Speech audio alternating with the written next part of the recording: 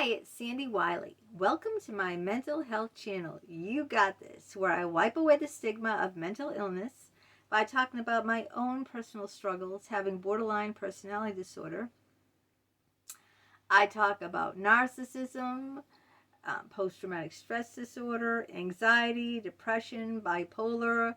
I talk about schizophrenia. I talk about therapies and my personal experiences of a patient of almost 20 years with all different types of therapy, all different types of therapists, but I only come on here on my channel as a former patient. I am not a licensed therapist. I do not hold a degree in psychology, so I cannot give you a professional opinion. I cannot diagnose you. And all I ask of you in return is your kindness and respect in the comments. Please be kind to me, be kind to other people who comment, be kind to yourself. We don't have to agree on everything, right? But we do need to agree on respect for each other and kindness. Now, if you are new to my channel, welcome. Glad to have you on board. If you like what you see, hit that like button below. And if you haven't already, hit the subscribe button because I am 100% free.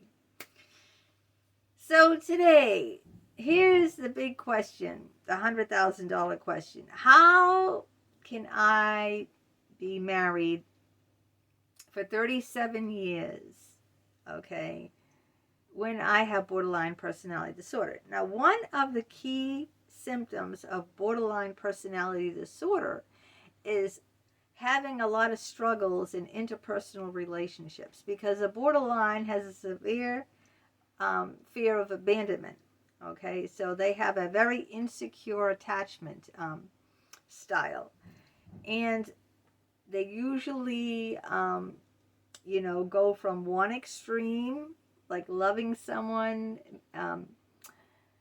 making them like a hero, to vilifying them the next minute, to hating them based on any perceived hurt that they feel jeopardizes the relationship. So it's almost like being on a roller coaster, being in a relationship with a borderline. Now, a lot of people say it's like walking on eggshells, You got to be so, very careful, because if you say the wrong thing, the borderline will just, blow up and go off on you. I've been called too intense, too emotional, too demanding, too sensitive. You name it, put that "too" in front of it, and that's what I've been called. But the funny thing is, I've never been called that by my husband. All right? Why do you think that is?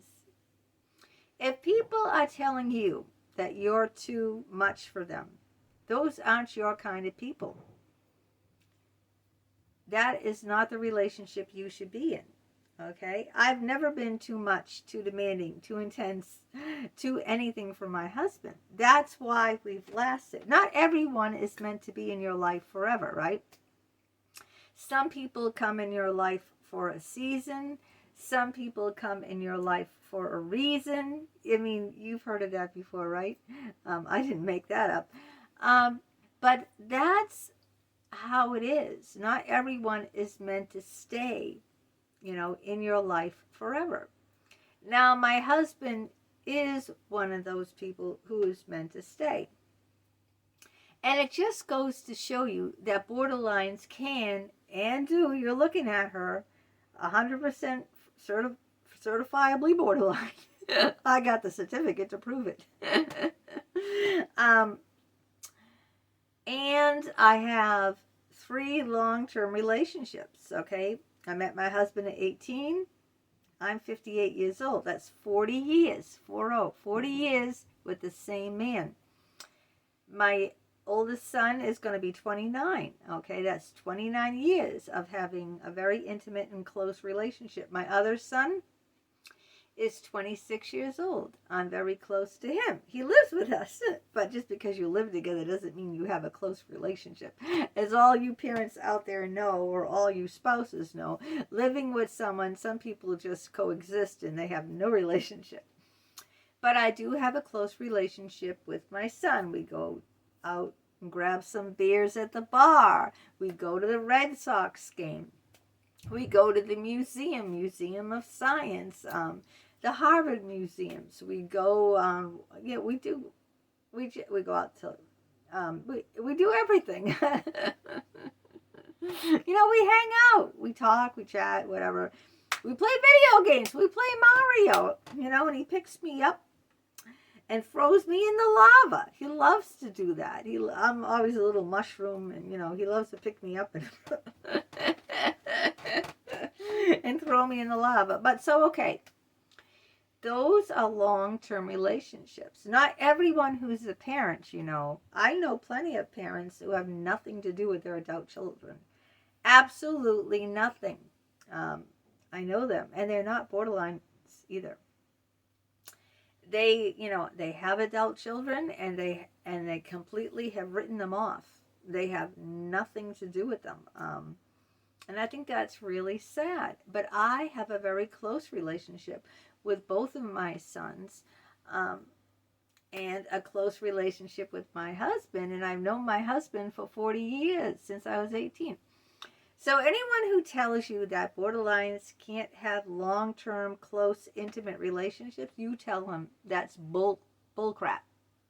You tell them Sandra Wyllie said that's bull crap. Go watch her channel. She'll prove you wrong. Okay, as far as my gal pals, none of them worked out, okay? It wasn't because I didn't try. I mean, I had long-term relationships. The longest relationship I had was 12 years with my best friend, Holly. All right? I tried really, really hard. I bent over backwards for that friendship. I let her walk all over me, use me, abuse me, okay? And never spoke up, never said a word. I just got tired of being used, I got tired of being mistreated. That's why I left that. But that was 12 years, I had a long-term therapy with Dr. Richard Geist. That was 16 years, 16. And I was tired of being used and abused and sexually exploited by him. And look at the other videos to know. But I have stayed much longer in relationships, than I should have. Much, much, much longer. So it just shows you that I have, endurance, okay? That I have tolerance, that I have fortitude to be able to do that. And I also have borderline personality disorder. So, I just want to debunk that myth that borderlines, can't be in healthy, long-term relationships. All right, a lot of people have written me and said they've been involved with borderlines and just how they couldn't deal with it anymore and how stressful it was and how it ruined their life and etc. Okay, that wasn't your person, all right? It wasn't your person. There's like billions of people on the planet Earth. Billions, all right? Because, someone says, I can't handle this, I can't handle you, you're a drama queen, you're this and that. All right, that's not your person. Then you can say, well, how do you find your person? There's a person out there for everyone. Let me tell you that. Listen to this advice. There's a person out there for everyone. Just because you haven't met that person doesn't mean that that person hasn't existed. You haven't met that person yet. Emphasis on yet. You can meet that person, okay? And you can have a very enriched, life. Now I'm very picky about who I allow in my life, all right? I just don't allow anyone in my life. I'm very cautious. I won't allow something to continue. I will nip it in the bud. I had a video about how I became friends with another YouTube creator. You can check that out. And I gave, I was very open to this woman. I praised her, her artwork. I hung her artwork up in my own bedroom. Um, I encouraged her to, sell her artwork in studios and everything. I was very encouraging, very kind um, person to her, and she criticized me and hurt me openly and publicly on social media. Um, and that was just a red flag for me. And I said, I'm not going to take that, Me, maybe 10 years ago would have. The me 10 years ago would have, taken that. But the me now is not going to take anything from anyone. I have too much love and respect for myself. Now, I didn't always have that, okay? This is something new in the last couple of years that I acquired, all right? In the last couple of years. I did not have any self-respect for myself. I did not have any boundaries for myself. I let therapists walk all over me, push me around, swear at me, sexually abuse me, sexually exploit me.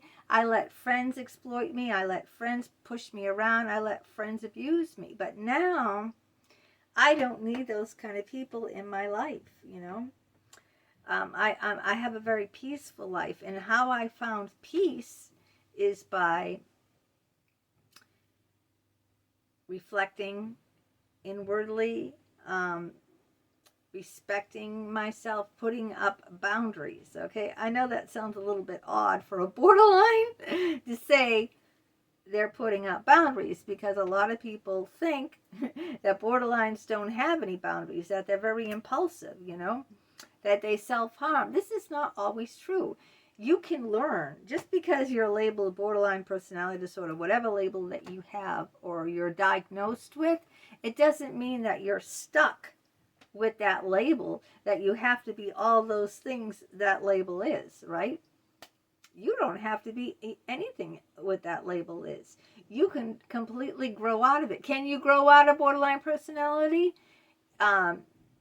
You can deal much better with it. You can lose most of the symptoms of it.